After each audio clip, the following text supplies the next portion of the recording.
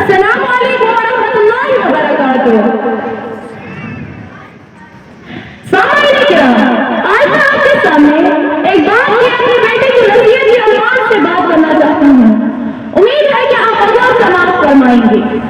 عزیزان گرامی، ایک باپ اپنے بیٹے کو مخاطب کر کے نصیحت کرتا ہے، میرے پیارے بیٹے، ایک دن تم مجھے بوڑھا دیکھو گے، میرا رویہ تمہیں غیر منطقی معلوم ہوگا، تب برائے مہربانی بیٹا مجھے تمہارا وقت اور صبر چاہیے ہوگا تاکہ تم مجھے سمجھ سکو۔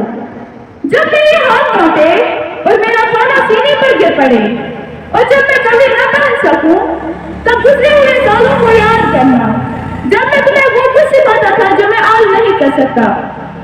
اگر میں تم سے بار بار بات کروں اور آپ کو بار بار یاد آنے کراؤں تو غصہ اور ملامت مت کرنا، اس لیے کہ میں نے تمہارے لیے کتنی ہی باتیں کہانیاں دہرائی ہیں، صرف اس لیے کہ انہوں نے تمہیں صرف خوش کیا اور تم نے ہمیشہ بار بار مجھ سے پوچھا جب کہ تم چھوٹے تھے۔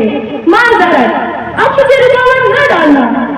اگر میں اب خوبصورت نہیں ہوں یا مجھ سے تمہیں مہک نہیں آتی تو مجھ پر الزام مت عائد کرنا، اور یاد رکھنا میں جب جوان تھا تو میں نے آپ کو خوبصورت اور خوشبودار بنانے کے لیے بہت کوششیں کی۔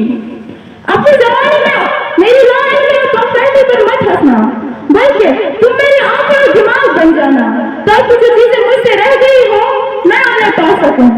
بیٹا، میں وہ ہوں جس نے تمہیں سکھایا، میں نے تمہیں زندگی کا سامنا کرنا سکھایا۔ آج آپ کیسے سکھاتے ہو کہ کیا کرنا چاہیے اور کیا نہیں؟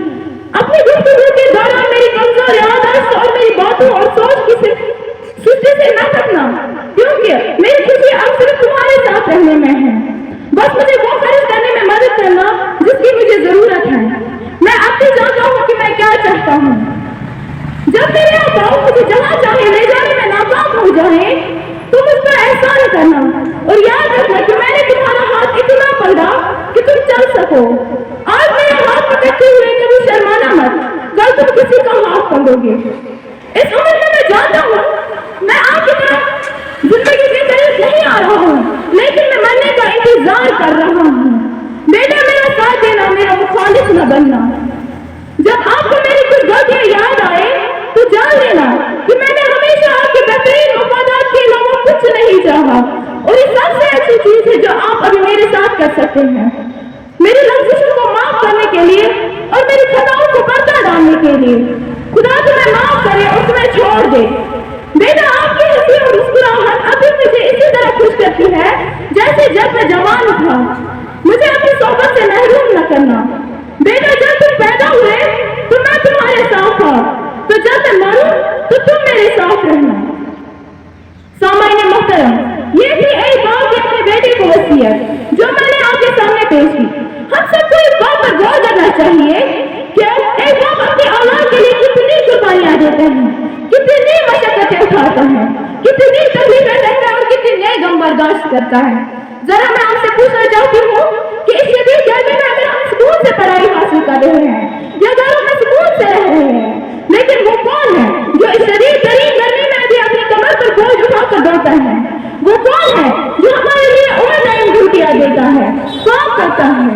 وہ کون ہے جو ہمیں بنانے کے لیے کئی دنوں تک گھر نہیں لوٹتا ہے؟ وہ کون ہے جو ہمارے لیے لوگوں کی گالیاں برداشت کرتا ہے؟ وہ کون ہے جو ہمیں کھلانے کے لیے خود کئی دنوں تک کھاتا رہتا ہے؟ وہ کون ہے جو ہمارے لیے کمانے کے لیے نہ تیز دھوپ دیکھتا ہے نہ بارش کا موسم دیکھتا ہے؟ خدا کی قسم، جواب یہی ہے، جو بارش میں بھی جاتا رہتا ہے وہ باپ ہے، جو بوجھ اٹھاتا رہتا ہے وہ باپ ہے، جو کئی دنوں تک گھر سے باہر رہتا ہے وہ باپ ہے، جو لوگوں کی گالیاں کھاتا رہتا ہے وہ باپ ہے، جو جلدی سوری کو سہتا ہے وہ باپ ہے، جو ہر گالی کو سہتا ہے وہ باپ ہے، جو ہر رسوائی کو سہتا ہے وہ باپ ہے، جو ہر درد کو سہتا ہے وہ باپ ہے، جو خون پسینہ ایک کر کے ہمارے حلق سے لقمے بنا کر اتارتا ہے وہ باپ ہے، اور جو اپنی جوانی گٹی میں ملا کر ہمیں پلاتا ہے وہ باپ ہے۔ لہٰذا میرے ساتھیوں، ہمیں اپنے باپ کا مقام، اس کی شان، اس کی عظمت سمجھنی چاہیے اور اس کی خوب سے خوب توقیر، ادب، احترام، عزت اور خدمت کرنی چاہیے۔